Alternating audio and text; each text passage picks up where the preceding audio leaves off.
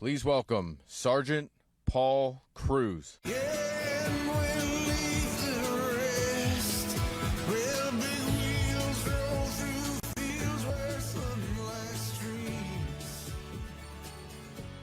What's up, Miami? No, I can't tell if this thing's on. What's up, Miami? There we go. That's better. All right. I'm not up here running for anything. I'm not here trying to score any points. I'm up here because I actually believe in this message, because I actually believe in this campaign and the possibility for our future, for our children's future, for the United States of America. My name is Paul Cruz. I was a sergeant in the U.S. Army. I'm Puerto Rican. Yeah! Boricua! I thought I was bringing the BX to this house, but Joe brought it first. Fat Joe, that is. So, I'm originally from the Bronx, but my family, here we go, my family moved us down here when I was 9 years old. So I was raised in Dade. I think that goes without saying that I'm a Heat fan. Here we go. Where are the Heat fans at? Yeah! We almost took it. We did. We did. But I grew up in the south part of Miami, a place called Goulds. Everybody out there heard that. Where's Goulds at? And now I live in Homestead with my wife, my beautiful wife, Sylvia, and my two boys, Eli and Ren. My wife is Cuban, Colombian, and Mexican. So when people ask me, what does that mean for my kids? I tell them they're confused. I believe there's no place like Miami. Miami is not just a location. It's not just a city. It's a vibe. It's something you feel. It's in the music. It's in the way we talk to each other. It's the way we act with each other. And that's why Senator Harris is back here in the 305. Yeah. I graduated from Miami Southridge Senior High School. I was a Spartan. I went to Miami-Dade College. And then I enlisted into the U.S. Army as an intelligence analyst. The neighborhood where I grew up prepared me for my military career and for all the things I've done in my life. There was a code on the streets. We always looked out for each other. The same was true when I enlisted. During the last 3 months of my active duty service, I was in charge of conducting military funerals. I had the difficult privilege of having to give a folded American flag to a daughter who had lost her father. There's nothing you could tell this girl, nothing, about their parent being gone, though that sacrifice was not in vain. President Trump does not understand that. There we go. He does not get it. He doesn't understand what it's like to live on the tough streets. He doesn't understand that code, or the code amongst those who have served. He doesn't get the Latin community. He doesn't even consider us citizens of this country. I'm from a multi-generational military family. Latino history is American history.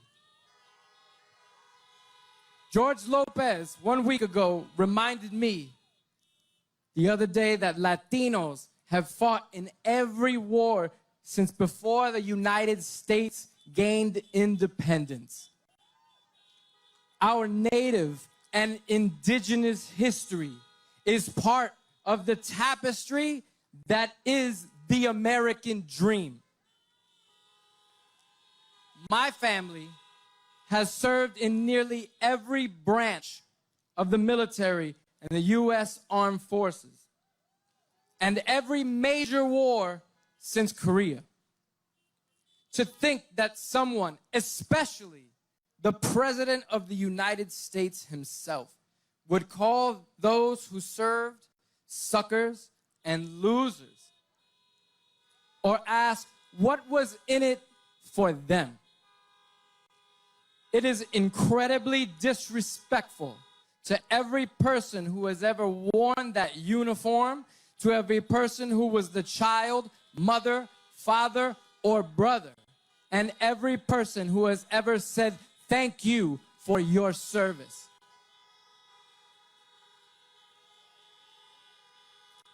The president insulted heroes like the late Senator John McCain.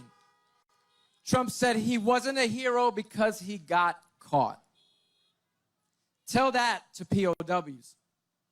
He compared Vietnam to the Manhattan during dating scene in the 1970s while he dodged service. President Trump doesn't understand what it means to do something that is more important than himself. This country is more important than him. It is more important than me. And coming together is what's important.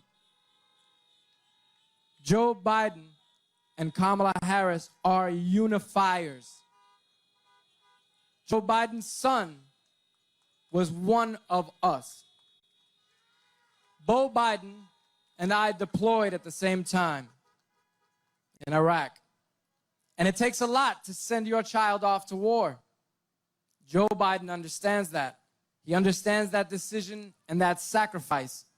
He's experienced loss, and through that loss, growth and perspective. Thank you.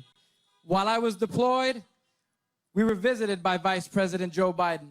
He arrived under fire, and it was my job to ensure that he arrived safely. That meant, unfortunately, that I wasn't able to take pictures or shake hands, although my friends did. And he took the time while we were experiencing the most challenging time of our lives, and that meant everything. And while I never met him personally, I felt kinship with him. Knowing that Joe understands what we went through and that his son understands that made me feel as though I knew him. I believe in him, and I believe in Kamala Harris. I believe they are the ticket for this time because, as I said, they are unifiers. Senator Harris believes that the government works for the people, that the government works for us, for you. And I dropped my paper. That was a nice recovery. But in all seriousness, they understand that this country is more than just you or me. It's about all of us together.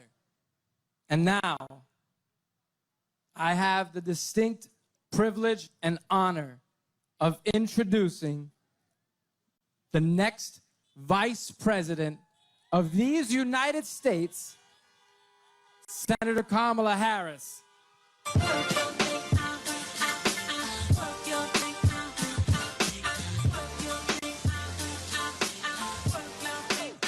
There's so many girls I hear you've been running from the beautiful queen that you can be becoming.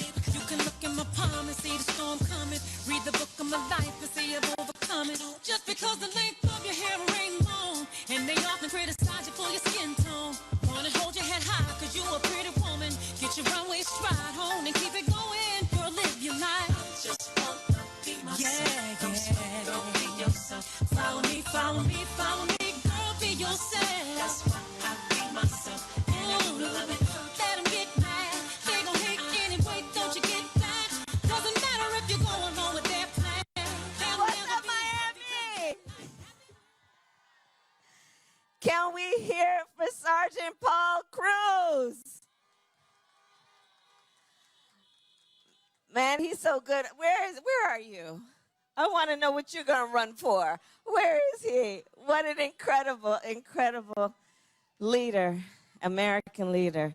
I want to congratulate and thank all the leaders who have been a part of today. Congresswoman Debbie Mercasel-Powell, thank you for welcoming us to your district.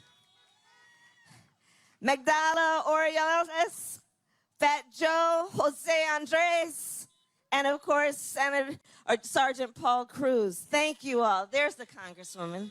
Thank you all. Okay, you guys ready to do this? We're going to do this. We're going to do this. And let me just start by saying, I know there's been, folks on the other side trying to question the values that Joe Biden and I have. So let me just be really clear, Florida. Joe Biden and I are proud, patriotic Americans who share the values with the vast majority of the American people who want a president of the United States who speaks truth, who uses that platform not to beat people down, but to lift people up. The vast majority of the American people who want a president who understands that regardless of where we live, our race, our gender, the language our grandmother speaks, that we all have so much more in common than what separates us. That's what the American people want.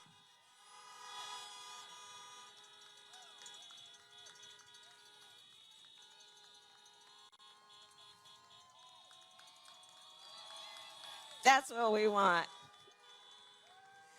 So there's so much at stake, guys. So much at stake. And Florida's been so hard hit. I think that we're dealing right now with 4 crises that have all happened at the same time. We're dealing with this coronavirus, this pandemic, right? Which at this point has killed over 225,000 people in just the last several months. People who tragically, in many cases, were alone because of the nature of the virus, couldn't have family with them to hold their hands in their last hours and minutes on earth. This pandemic that has afflicted 9 million people in our country, who, by the way, will likely experience long-term health impacts. Doctors are talking about things like lung scarring. We are looking at a moment where there has been such tragedy in terms of loss of life, a mass casualty event that could only be compared to World War II. And here's the thing. The President of the United States, who is also the Commander-in-Chief, and it's important to point out, everything Sergeant Cruz said about the responsibility that comes with what we give that person to become that, including that their first priority should be the health and safety of the American people. But what do we have in the guy who's currently in the White House? On the issue of this pandemic, thanks to a guy by the name of Bob Woodward, we know he knew back on January 28th that this virus could kill people at 5 times the rate of the flu. We know he knew that it would impact people of every age. He knew it was airborne. And what did he do with that information? Right, sister. He covered it up. He didn't tell the American people. Can you imagine, as a parent, as a teacher, as a small business owner, what you might have done had you known on January 28th what the president knew? What you might have done? Because here's the thing, even before the pandemic, far too many Americans were working 2 and 3 jobs to put food on the table and pay the rent. And by the way, in Joe Biden and I America, nobody should have to work more than 1 job to pay the rent and put food on the table.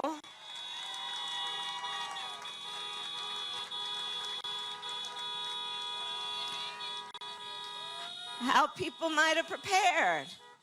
How people might have prepared, knowing that even before the pandemic, most families don't have even $1,000 in savings. And if folks had known the predictable, which is that we might have to isolate, we may have to shut things down for a little bit, people could have saved up.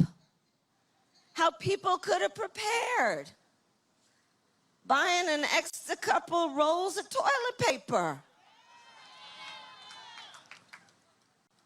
But they sat on that information. And now, in the midst of this public health crisis, Donald Trump, with his boy Bill Barr, are in the United States Supreme Court suing to get rid of Obamacare, the Affordable Care Act that President Obama, together with Joe Biden, brought to America and covered over 20 million people, including people with pre-existing conditions. Honk if you know somebody with diabetes. Honk if you know somebody with high blood pressure. Honk if you know somebody with breast cancer or lupus.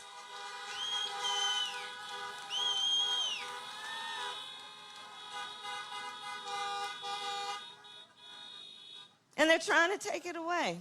So there's a clear choice in this election, because you see, on the one hand, there's Joe Biden, who says, we're going to expand what we did in creating Obamacare. We're going to make sure we bring down the cost of premiums and prescription medication. We're going to bring down Medicare eligibility to age 60. We're going to deal with the fact that when we're talking about health care, the body doesn't just start from the neck down. It includes the neck up, and that's called mental health care.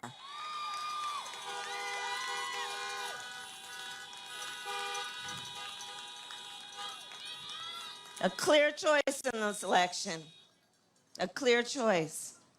This pandemic has resulted in an economic disaster that is being compared to the Great Depression. Over 30 million people in just the last several months have filed for unemployment. Here in Florida, 1 in 9 households is describing their household as having been hungry. Here in Florida, 1 in 7 households is describing having a difficult time or finding it impossible to pay rent. Here in Florida, 1 in 4 small businesses is out of business, likely never to be able to reopen. And what does Donald Trump say? We're rounding the corner. But here's the thing on the economy.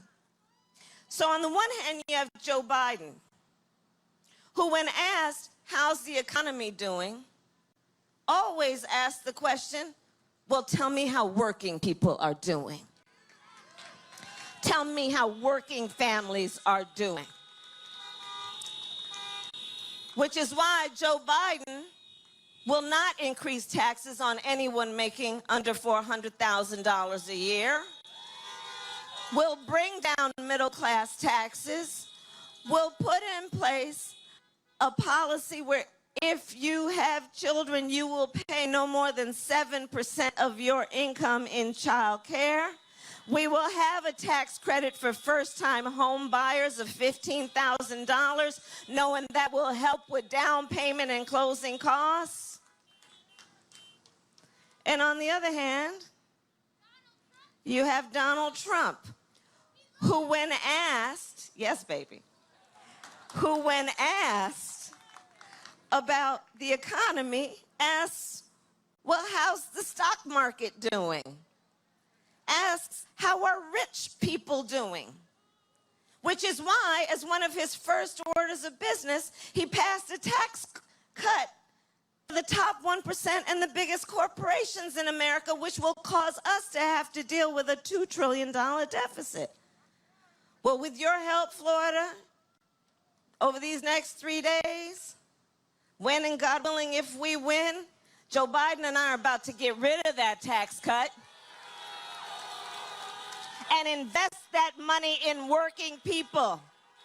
Invest that money in building back up our infrastructure, repairing our roads and bridges, investing in renewable energy and the creation of millions of jobs, investing in our students who come from families that have less than $125,000 so you can go to a 4-year state college free or an HBCU free.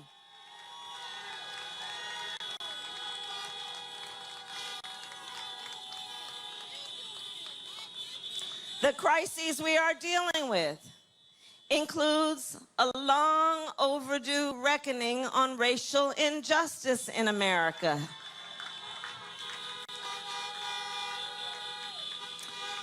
And on the one hand, you have Joe Biden, who, being a student of American history and having the courage to speak truth, can say and speak the phrase, Black Lives Matter.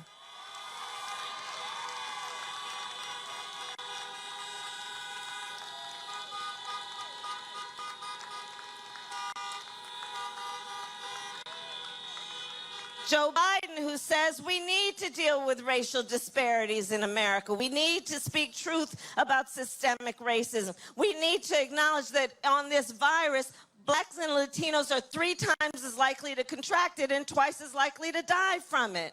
We need to speak truth about disparities in our healthcare system when Black women are 3 to 4 times more likely to die in connection with childbirth than other women. We need to speak truth about a criminal justice system and reform that system and decriminalize marijuana and expunge the records of people who have been convicted of marijuana offenses and shut down private prisons and end cash bail, because it is not only a criminal justice issue, it is an economic justice issue.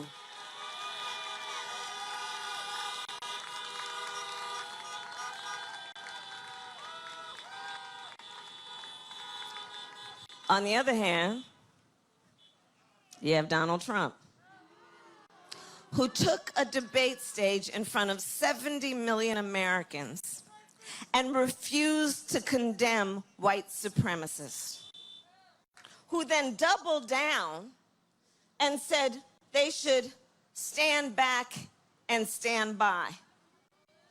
And let's be clear, this is part of a pattern, because remember, he came in office questioning the legitimacy of the first Black president of the United States.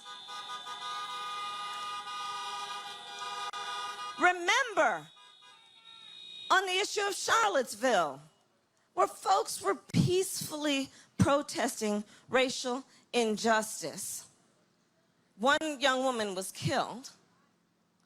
And on the other side, there were a bunch of neo-Nazis wearing swastikas, carrying tiki torches, spewing racial and anti-Semitic epithets.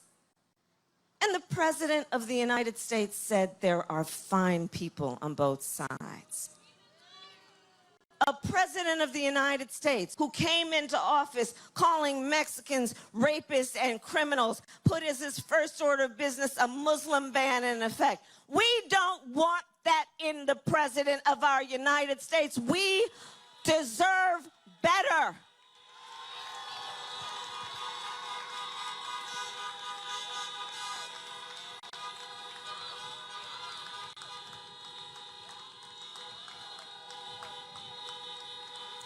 We want a president of the United States who understands you want to measure the strength of anyone.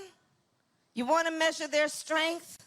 You measure a person's strength not by who they beat down, but who they lift up.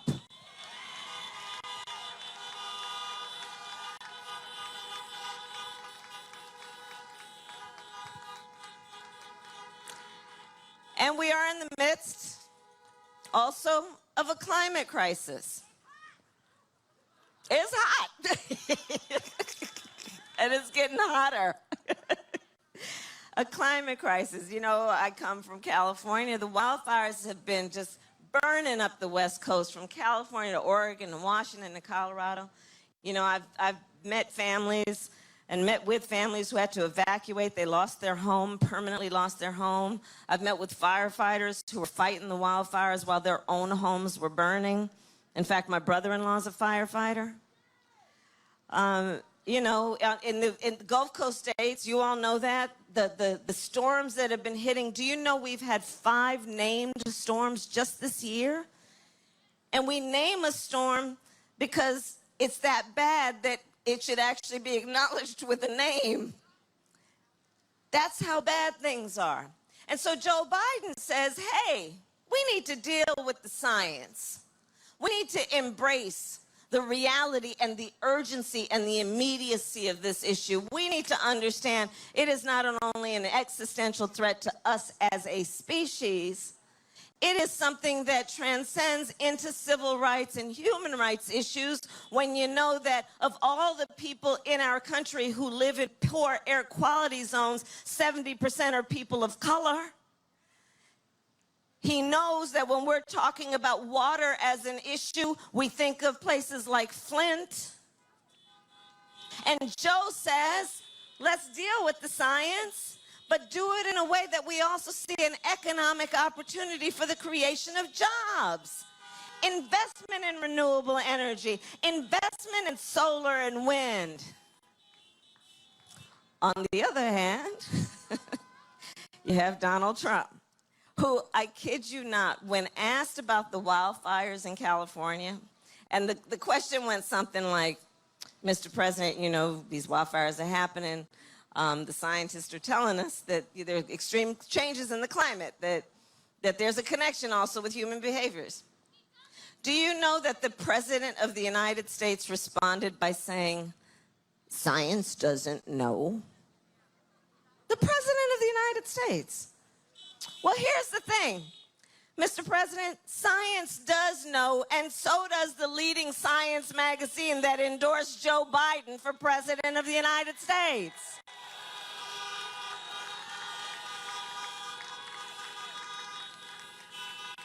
So, there's a lot going on, and we got 3 days to get this done. And so let's talk for a minute about voting. You know, people have been asking me, and I'm sure you, because this is a whole beautiful group of leaders. People have been asking, why should I vote? And I think there are 3 reasons that everyone should vote. 1, honor the ancestors. Honor the ancestors. Honor people like the late, great John Lewis, who shed his blood on that Edmund Pettus Bridge so we could vote. I know he hears you. I know he hears you. Honor the ancestors, those suffragettes who 100 years ago got us the passage of the 19th Amendment.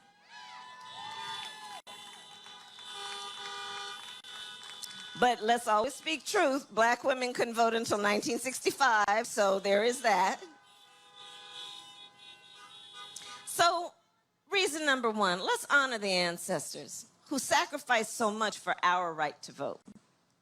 Reason number 2, everything is at stake. Everything. Everything we just discussed, including creating a pathway for citizenship, for our undocumented immigrants, renewing our promise to our dreamers with DACA, shutting down private detention centers, reuniting 545 children with their parents who the United States government orphaned.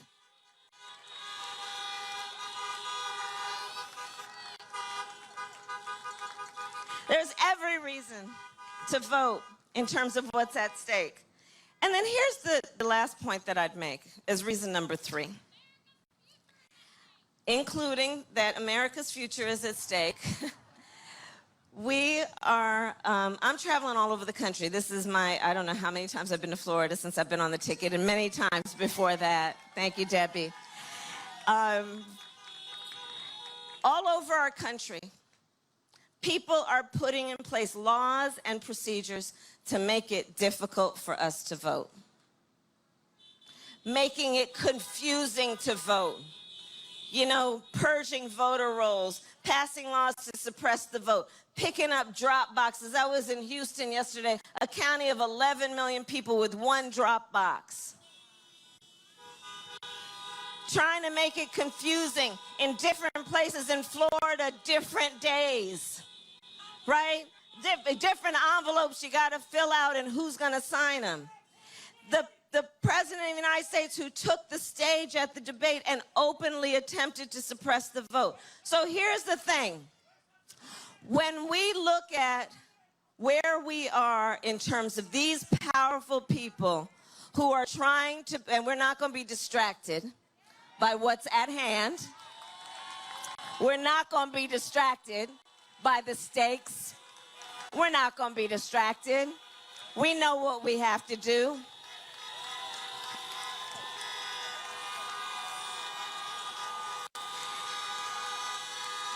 And so, here's my point. Here's my point.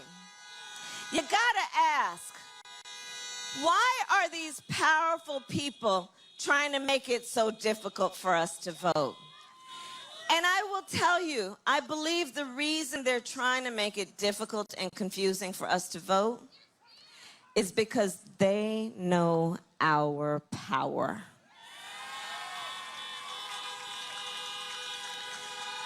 They know our power.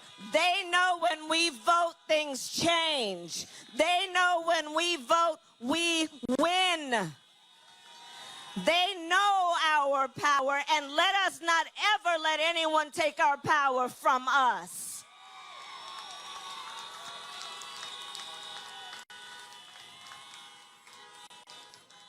And so my last point, Miami, is this. This moment will pass. And years from now, our children, our grandchildren will ask us, where were you at that moment? And what we will tell them is so much more than just how we felt. We are going to tell them what we did. We are going to tell them we organized, we mobilized, we stood in line, we emailed and texted and called everybody we knew multiple times till they got sick of us, but we knew they'd get over it. And we will tell them we elected Joe Biden, the next president of the United States. Thank you, Miami. Gracias.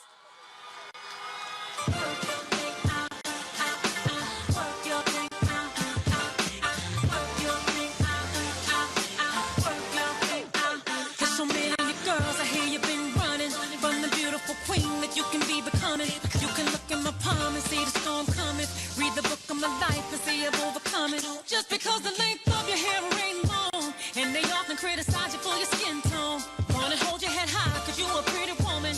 Get your runway stride home and keep it going. Girl, live your life. I just wanna be myself. Yeah. Girl, be yourself. Follow me, follow me, follow me. Girl, be yourself. That's why I be myself. And if you love it, let them get mad.